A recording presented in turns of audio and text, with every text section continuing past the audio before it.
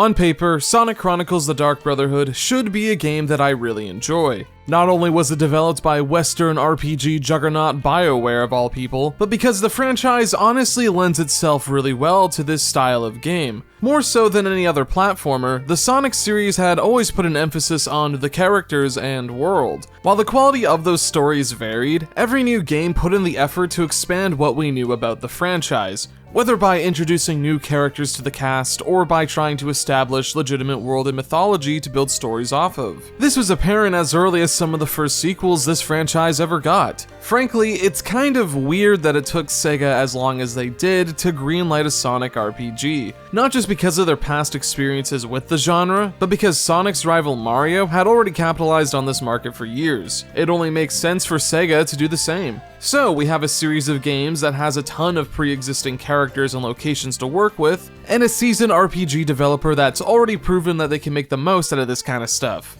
This should have been a match made in heaven, a recipe for a surefire hit that could potentially pave the way for a full spin-off series. The future was looking bright. So what the hell happened here? Nowadays, whenever Sonic Chronicles is brought up, the topic of conversation tends to shift over to ex-comic book writer and artist Ken Penders and the legal stuff surrounding him. Either that or the game's 10 out of 10 soundtrack, or the absolutely insane sound design.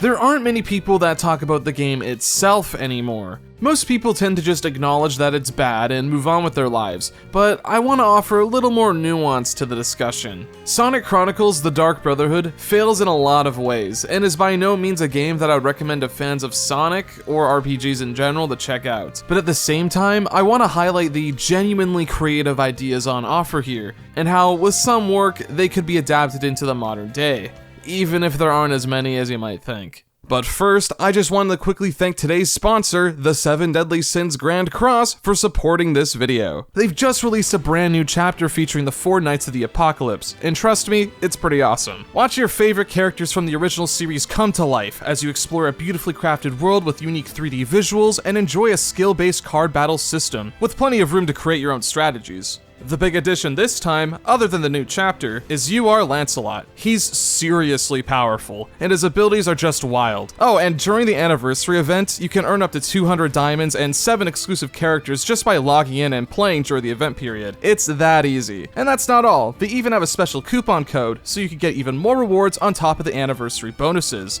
It's their anniversary, but we're all getting gifts, so you definitely don't want to miss out. If you're thinking about jumping back in or starting fresh, now's a great time. Just hit the link in the description, download the game, and grab those rewards. Once again, major thanks to the 7 Deadly Sins Grand Cross for sponsoring today's video.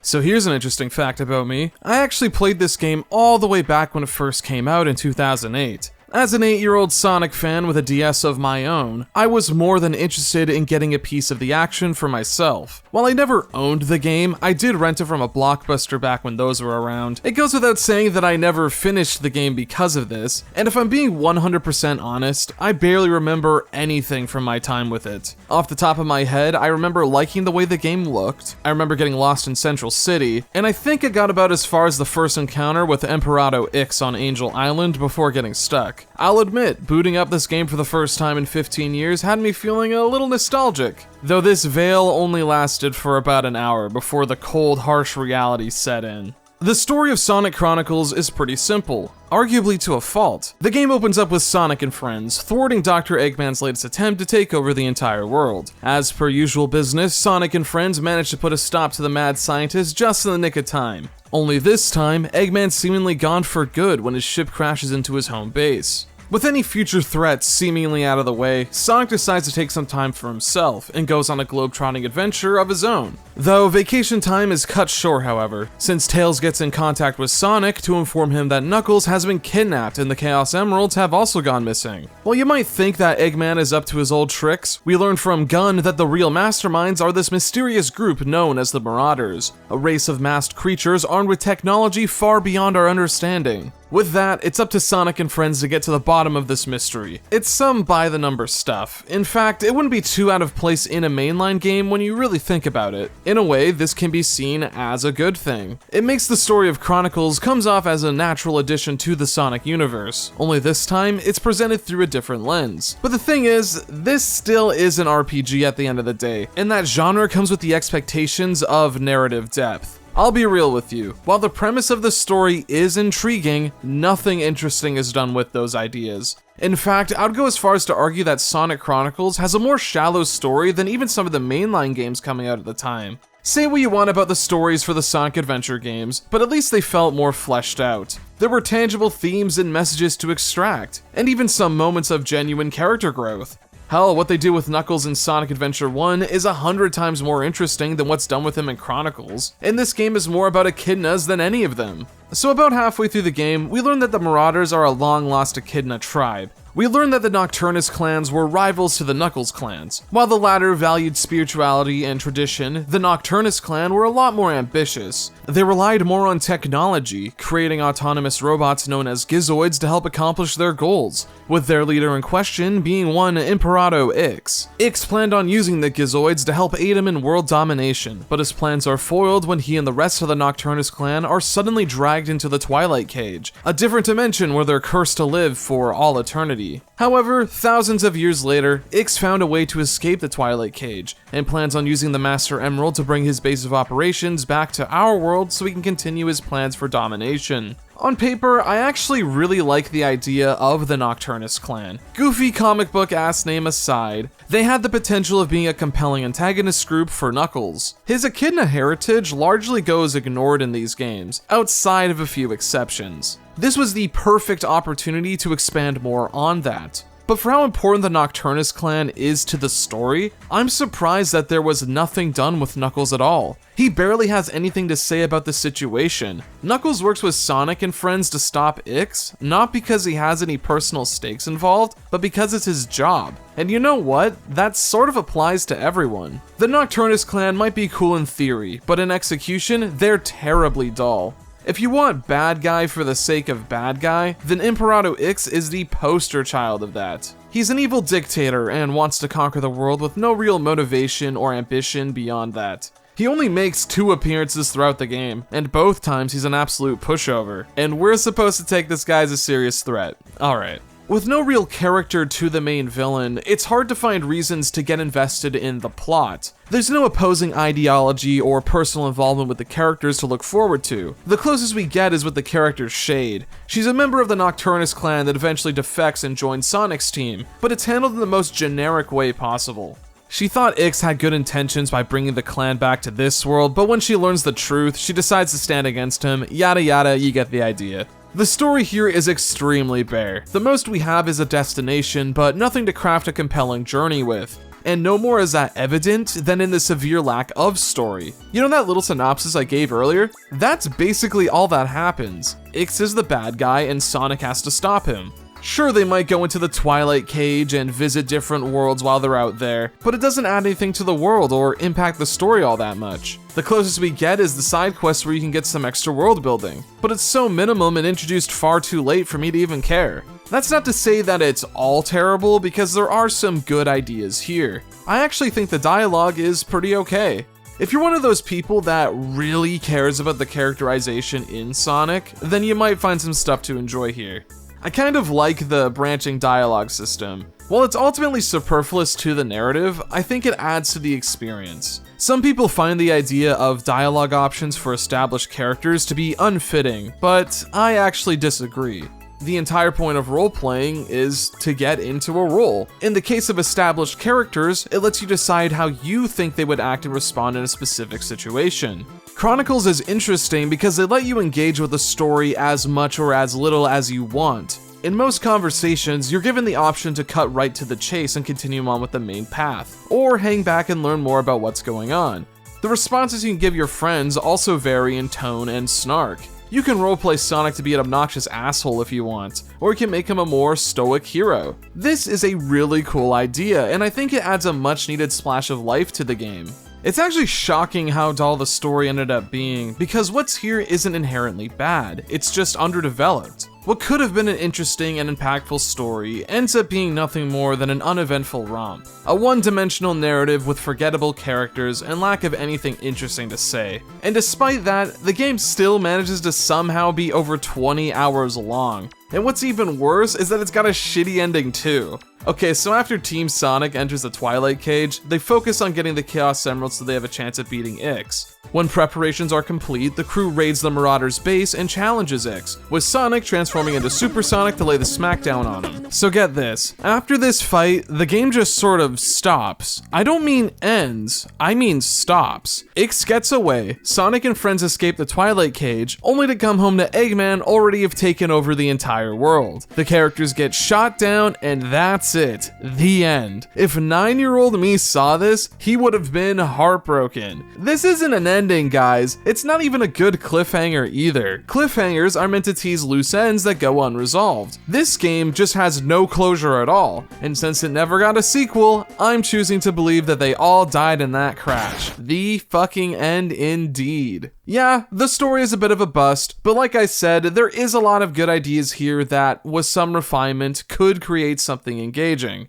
The same is also true for the core gameplay as well, unfortunately. I think people tend to underestimate just how vital an RPG's gameplay is to the overall experience. While people are valid in valuing story and characters to the extent that they do, I think the way that game design is almost entirely dismissed in RPG discussion is pretty weird to say the least. I'm one of those freaks of nature that is willing to play an RPG solely for its game mechanics and design. The story of Sonic Chronicles could be a masterpiece or straight up trash.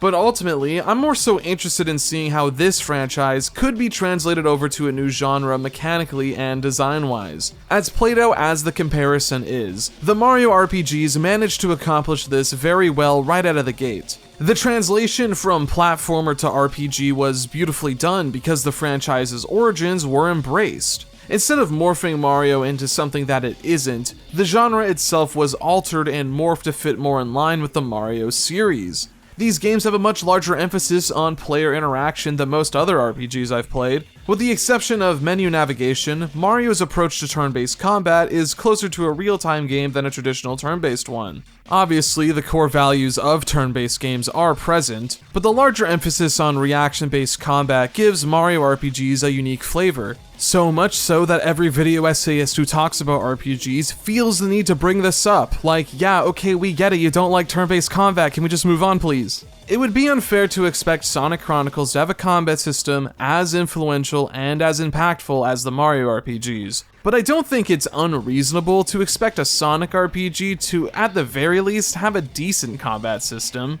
Much like the story itself, the combat of Sonic Chronicles sounds perfectly serviceable on paper. It's your standard 4-party RPG formula, but only this time, it's Sonic-themed. There are a total of 10 party members for you to pick from, all of them specializing in a specific field. Rouge is the thief, Knuckles is a pure damage dealer, Shadow's attacks can shred through armor, and all of that junk. The thing about the party members in Sonic Chronicles is that while they all are unique in the sense that they have a field dedicated to them, the issue is that their gimmicks end up being their only feature. Party members' skill versatility is pitiful, and while it's possible to work within those limitations to make an effective team, the lack of skill variety will weigh on you as the game goes on. It's especially egregious when combined with the way POW moves behave. The only real defining feature to Sonic Chronicles combat are the POW moves. Whenever you want to perform a special attack, you need to do this little mini game here where you tap and drag the icons at the correct time. Your performance here determines how much damage your attack will do. Mess up too many inputs and your attack will just outright miss. The exception to this rule are support attacks. Unlike regular POW moves, you need to complete the minigame perfectly for it to go off at all.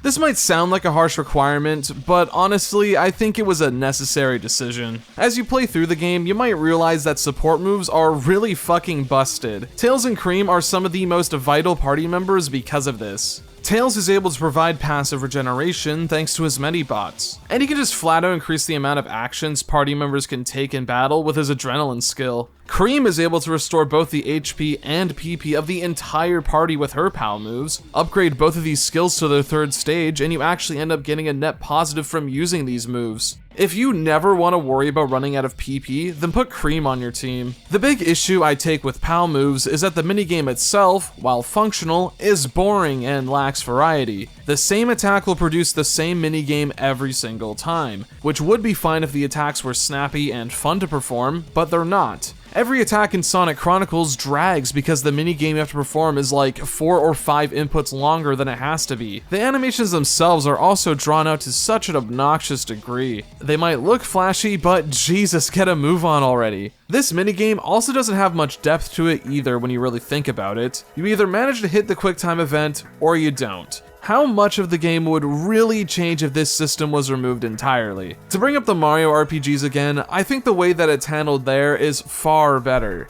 Sure, it's technically just as simple as Sonic Chronicles, arguably more so since you only need to rely on a single motion rather than a full minigame, but the difference is that the Mario RPGs still manage to have nuance despite its initial simplicity. For example, while avoiding damage in something like Superstar Saga is as simple as pressing the jump button, you can actually turn the tables and deal damage to the enemy instead if you time it right. Every enemy also has their own take on the minigame that varies in timing, perspective, and the amount of obstacles to avoid. The Mario and Luigi games also do a much better job at having the visual cues for the button inputs align with the actions. It's easy for players to intuitively figure out the action timing based on the visuals and audios alone, while Chronicles needs to rely on literal timers for all of its actions due to the control scheme. It creates this psychological effect where because every attack visually looks the same and are confined to only a handful of inputs, they end up feeling the same gameplay-wise.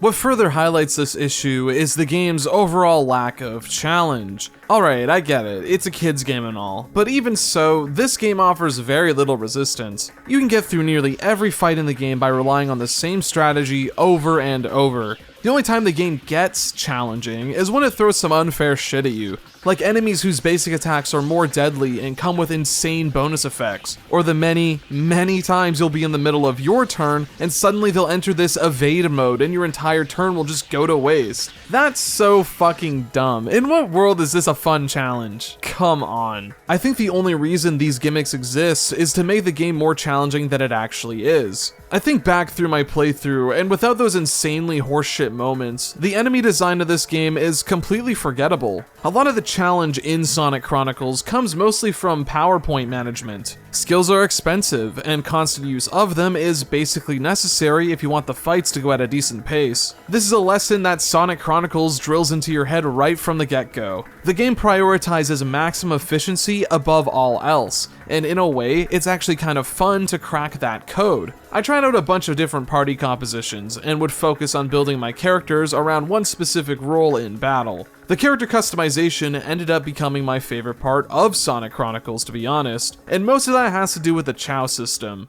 Alright, so most of the equipment in this game is worth fuck all. They might modify a stat or two, but overall, it's not worth focusing on all too much. What you should really be doing is grinding out those Chow. Scattered all over the different maps are Chow eggs, and once collected and hatched, that Chow will be added to your Chow garden. Chow are the main equipment in Sonic Chronicles. You can only have one Chow equipped to a character at any given time, and all of them vary in terms of effects. You can increase your resistance to specific elements, change your attack affinity, revive yourself once per battle, and even automatically complete POW move minigames. I actually like the Chow system a lot, and it adds a nice degree of variance to a playthrough. The type of Chow that you hatch is completely random. Depending on your luck, you can either be gifted with an insanely powerful Chow, or one that'll just be another name for the pile. While in the moment it can be frustrating if you only get some of the less useful Chow, I actually like how it forces the player to make the most of what they have. You might even discover combinations that you wouldn't even consider before. Since the cost of POW moves was draining my resources like nothing else, I opted to go with a party filled with PP regeneration Chow. Combine this with Tails' Medibot, and I basically didn't have to worry about PP ever again. Though realistically, the random Chow eggs was probably to encourage kids to trade Chow with each other. What's interesting is that this was also how you upgraded your Chow. Yeah, it turns out that Chow raising is a thing in this game, but because it's locked behind needing a friend and a second copy of the game, not many people bothered with it. I find the Chows to be a legitimately good piece of character customization. Obviously not all of them are winners and there is a lack of variety, but the basis is here. I'm not sure why the game even bothered with a traditional equipment system, to be honest. Not just because they're pretty useless all things considered, but because Chao could theoretically accomplish the same thing, no? Oh, but speaking of stats, get a load of this crap. So Sonic Chronicles does that thing whenever a character levels up where you get to spec their stats, right? But these stats have some of the most backwards names. You should have seen the look on my face when I booted the game up for the first time and saw that Sonic the Hedgehog, the fastest thing alive's highest stat was his defense stat. That doesn't sound right. Well, after doing some digging, I learned that the stats in Chronicles basically have the wrong names. Defense doesn't actually mean how much damage you receive from an attack. It's your evasion stat. The only thing speed does is dictate the turn order once you input your commands, and your attack stat is actually your accuracy. If you decide to play this game for whatever reason, then make maxing out this one your top priority, because without it, your basic attacks will miss like 50% of the time. Yeah, the combat of Sonic Chronicles has some obvious flaws with it, and it's not too hard to think of ways it can be improved. Though, what's particularly disappointing to me is the lack of Sonic elements represented in the core gameplay outside of visual nods. What exactly makes this a Sonic RPG aside from the characters and setting? The only thing I can think of personally are the Chao. If more mechanics were designed to be in line with the Chao system, then it would have done wonders to give this game a unique sense of identity. The game can be as simplistic and traditional as you want, but take advantage of the Sonic IP for more than just the story and art direction. I mean, they kinda do this with the overworld exploration, but it's not exactly handled all too gracefully. Map navigation in Sonic Chronicles is a pain in the ass. Not only do you have to deal with the rather clunky stylus controls, there's also the character abilities to take into consideration. Sometimes, in order to get to your destination, you need the right character on your team. The field abilities are things you would expect the characters to have. Sonic and Shadow can run fast, Tails flies, Knuckles climbs walls, Big's invulnerability to chemical warfare, all of the stuff you'd expect the characters to have is here and accounted for. While this mechanic starts off harmless enough, it quickly ends up wearing thin when multiple different character abilities are required to progress. You can't just switch out party members on the field, and you can only do so at the designated safe zone. But there's only like 3 of those in the entire game, and the only one in the first 4 chapters is located in Central City. What this means is that you'll arrive at an area, explore for a bit, then be forced to backtrack all the way back to home base because you dared to leave Knuckles on the bench. I don't understand why you just can't switch party members when already on the field, man. It would make things way less tedious. Shit, why not just make these context-sensitive actions, and have Sonic change into whatever party member is needed? At the very least, the maps aren't large enough to get lost in, but the game's got that Final Fantasy VII layering, if you know what I mean, where sometimes you have no fucking idea what's a pathway or what's not. Honestly, what else is there to say, really? Sonic Chronicles feels like a game that's on autopilot. It's a dull, lifeless RPG experience that I know I won't be going through ever again in my life. In a way, it's almost baffling how many elements went wrong when seemingly everything was set up for success. Whether that be with the quality of the game itself, the less than stellar performance, or even the legacy that it left behind. It's clear that Bioware, or at the very least the ones that worked on Chronicles, did genuinely care about the franchise and wanted to faithfully adapt it. Obviously, passion doesn't innately translate to execution, and who knows what factors behind the scene caused the game to end up the way it did. Poor management, lack of time, budget, the looming EA buyout, who knows really. However, what we can glean from Sonic Chronicles is that despite its overall quality, the idea in of itself wasn't flawed. A Sonic RPG does have potential, and to this day, people are still clamoring for one. Considering that Sega has been trying to appeal to fans of the 2000s in more recent years, it's only a matter of time before a game with a similar enough style and tone to Chronicles rears its head. If and when that does happen, I hope that some of the ideas from that first attempt are preserved in some form or fashion. Good ideas are good ideas, even if the initial execution was a bit sloppy. Hell, I legit think the character customization was pretty decent already. There's only so much I can speculate on what a potential modern-day Sonic RPG would look like, especially given that it would be on hardware significantly more powerful than the DS. There's also the matter of who would be the ones working on it. A lot of people really want Atlus to be in charge of a project like this, and I can see the vision, but I'm not sure if I fully agree on that. Atlus games tend to have very specific tones and feelings to them, and I'm not entirely sure if that style would mesh all too well with Sonic, even if heavily toned down. Honestly, I'd like to see Sonic Team themselves take a crack at it. Takashi Iizuka did mention that he'd want to make a Sonic RPG before he retires, and I could honestly see that working well. One last game that sees all of Sonic and his friends coming together to stop one big threat. It would be a real celebration of the franchise, and a nice swan song for the character. I also feel that after all of the recent turnaround, we could leave the game in the hands of Sonic Team and actually get something worthwhile out of it. I can imagine them going all out in this hypothetical last game so that they'll leave behind a positive legacy. I mean, it's not like they could do any worse than Chronicles.